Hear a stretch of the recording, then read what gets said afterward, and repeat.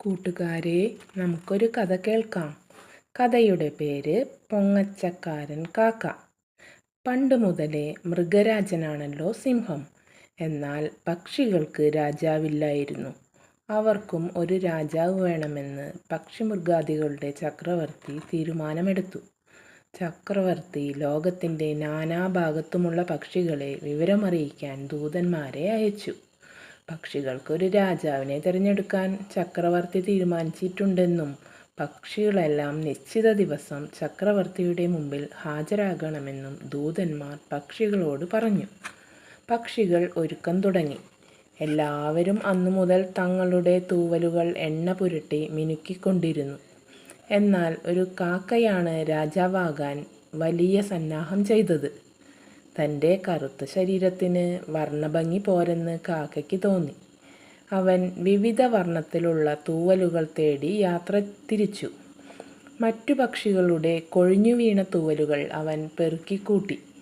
വെള്ളപ്രാവിൻ്റെ വെള്ളത്തൂവലും തത്തയുടെ പച്ചത്തൂവലും മരംകൊത്തിയുടെ ചുവപ്പ് തൂവലും മഞ്ഞക്കിളിയുടെ മഞ്ഞത്തൂവലും പൊന്മാനുടെ മനോഹരമായ നീലത്തൂവലും അവൻ സമ്പാദിച്ചു. വനാന്തരങ്ങളിൽ നിന്നവൻ ഏതാനും മയിൽപീലിയും പെറുക്കി സൂക്ഷിച്ചു വെച്ചു. തെരഞ്ഞെടുപ്പിന് പോകാൻ ദിവസമായി. കാക്ക പെറുക്കി സൂക്ഷിച്ചിരുന്ന തൂവലുകളെല്ലാം തൻ്റെ തൂവലുകൾക്കിടയിൽ തിരികെ കയറ്റി വെച്ചു. എല്ലാ പക്ഷികളെക്കാളും ഭംഗി ഇപ്പോൾ തനിക്കാണെന്ന് കാക്കയ്ക്ക് തോന്നി. കൊള്ളാം, മനോഹരമായിരിക്കുന്നു. തൻ്റെ കൈവശമുണ്ടായിരുന്ന മയിൽപീലികൾ കാക്ക വാലിൽ ചേർത്ത് വെച്ചു. ചക്രവർത്തിയുടെ കൊട്ടാരത്തിൽ പക്ഷികളെല്ലാം ഹാജരായി. അവർ ഓരോരുത്തരായി ചക്രവർത്തിയുടെ മുമ്പിൽ ചെന്നു വണങ്ങി. ചക്രവർത്തി എല്ലാ പക്ഷികളെയും നിരീക്ഷിച്ചു. ആരെയും അദ്ദേഹത്തിന് തൃപ്തിയായില്ല. അവസാനം കാക്ക ചക്രവർത്തിയുടെ മുമ്പിൽ ചെന്ന് താണു വണങ്ങി. കാക്കയുടെ പല വർണ്ണങ്ങളിലുള്ള തൂവലുകൾ മിന്നിത്തിളങ്ങി. വിവിധ വർണ്ണത്തിലുള്ള ആ പക്ഷിയെ കണ്ട് ചക്രവർത്തി അത്ഭുതപ്പെട്ടു.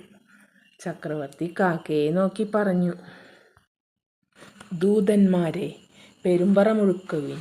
നാം ഇവനെ പക്ഷികളുടെ രാജാവായി തെരഞ്ഞെടുത്തിരിക്കുന്നു.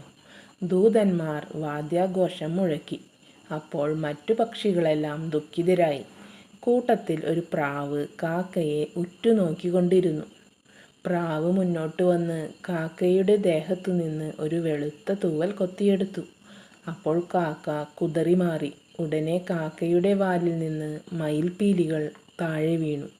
ചക്രവർത്തിക്കും അവിടെ കൂടി നിന്നിരുന്ന പക്ഷികൾക്കും സംഗതി മനസ്സിലായി. പക്ഷികൾ ആ കാക്കയുടെ ചുറ്റും വട്ടമിട്ടു. അവർ അവൻ്റെ കപടവേഷം കൊത്തി വലിച്ചു മാറ്റി. കാക്കയുടെ യഥാർത്ഥ രൂപം എല്ലാവരും കണ്ടു മനസ്സിലാക്കി. പാവം കാക്ക ലജ്ജിച്ചു തല താഴ്ത്തി. സൂത്രം കൊണ്ട് പലരെയും പറ്റിക്കാം, പക്ഷേ കള്ളം തെളിയാതിരിക്കില്ല.